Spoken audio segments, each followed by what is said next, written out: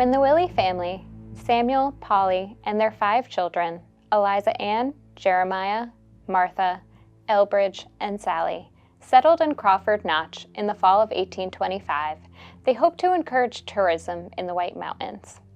Though relatively isolated, the family moved there to start an innkeeping business. They purchased a home called the Old Notch House, built in 1793, which was positioned at the base of what is now Mount Willey, in a valley bursting with sugar maples. After moving in, they hired 2 men, David Nickerson and David Allen, to repair and enlarge the home, turning it into 2 stories and adding a barn and stables. They renamed the house the Willey House Inn and Tavern. In June of 1826, following heavy rain, the Willeys witnessed a mass of soil and vegetation slide from the mountain to the valley floor, leaving a path of destruction in its wake. Samuel, fearing that the same fate could befall his family, built a cave-like structure of stone a short distance above the house where the family could flee should another slide occur. The summer of 1826 brought drought to the Notch, drying the mountain soil to an unusual depth. Then, on the night of August 28th, a violent rainstorm tore through the area. The Saco River rose 20 feet overnight. Livestock were swept away, farms set afloat, gorges were cut into the mountains, and a massive landslide tumbled into the valley. On August 30th, a traveler from Effingham passed through the Notch and arrived at the Willey house after dark. He found the doors open, the bed coverings thrown off, and clothes on the floor. In the light of morning, he traveled 6 miles to the neighboring home of the Crawfords, inquiring about the family. A search party immediately formed, combing through the massive debris field of boulders, trees, and brush that previously topped the mountain.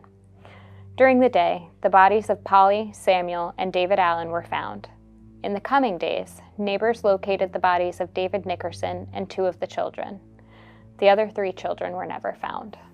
The slide had parted in 2 just before approaching the back of the Willey house, and reformed into one after passing the house. The stone shelter and everything else in its path had been decimated. The unfortunate fate of the Willey family spread through the newspapers, attracting tourists who were in awe of the still-standing house. Famous artists, authors, and poets used the tragedy as a source of inspiration, creating works that drew more and more people to the White Mountains. Tours through the region highlighted the Willey house. An addition was built onto the home, which operated as an inn until it burned down in 1898. White Mountain field books featured the untimely tale.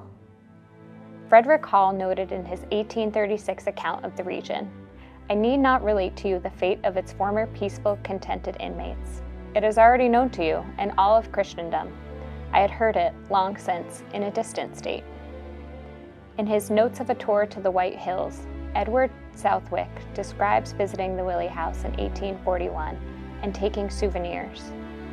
The house has been very much defaced by travelers, who have inscribed their names on the walls and split off from every convenient place mementos of the awful event.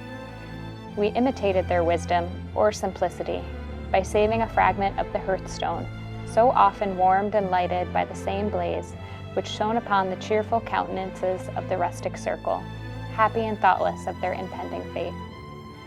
In devastating irony, the Willey family's demise brought a surge of tourism to the White Mountains. Today, the site is preserved as an interpretive center in Crawford Notch State Park. Perhaps Nathaniel Hawthorne said it best when he wrote, "Who has not heard their name? Their story has been told far and wide, and will forever be a legend of these mountains."